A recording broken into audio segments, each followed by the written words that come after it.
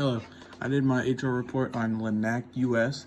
Linac is an international company based in Denmark. It was founded in Denmark back in 1907. In 1967, the father's grandson took over the company and developed the US division, and it was started in Louisville in 1994.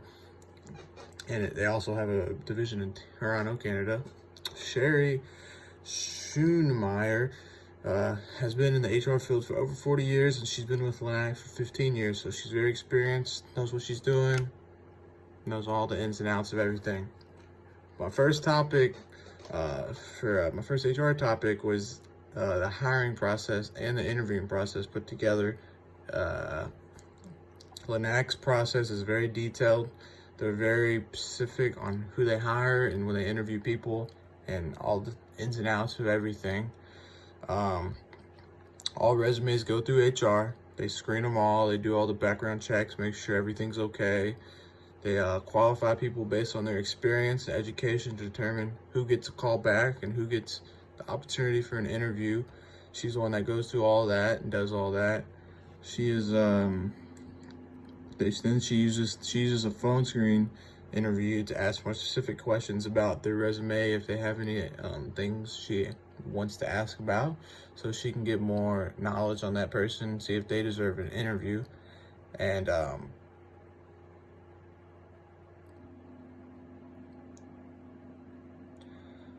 the hiring leader is who does the first interview, and then the hiring leader chooses the second interviewer based on the type of role they are hiring for.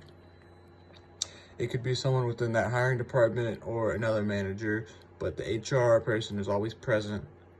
The hiring leaders probe deeper into candidates' experience and background, as well as asking key situational questions.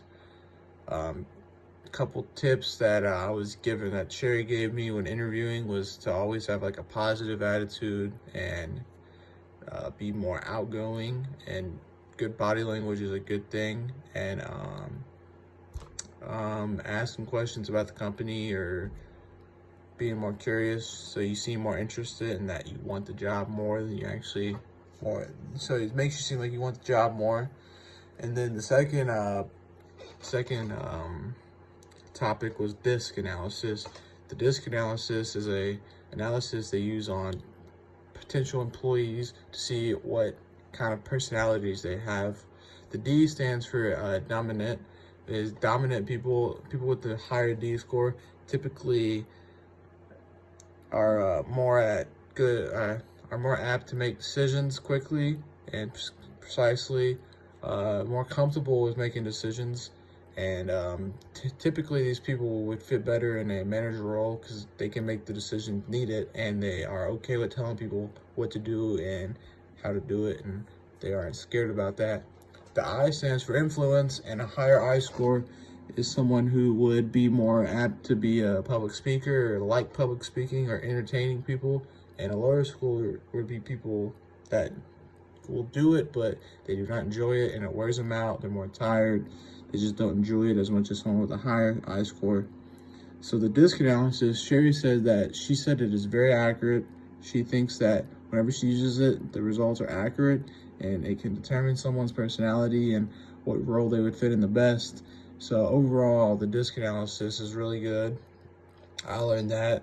Personally, I have a low D and a low I. I'm scared to make decisions sometimes. I always want to please people. I always want to please everybody, even though you can't. And then I score, I hate public speaking.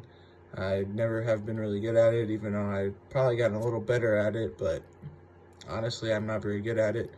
And then the last topic was discipline and termination.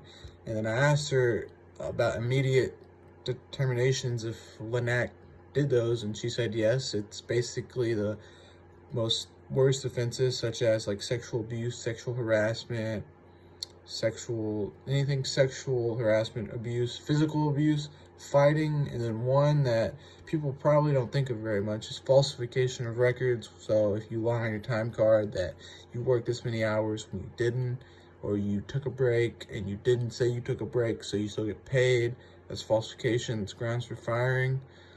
these are all things that honestly I already knew because I've been working with the company. I've been working at FedEx Express for 4.5 years, and we have these same policies. Don't falsify time cards. Don't sexually harass or abuse people. Don't get in fights. Don't physically harass or abuse people.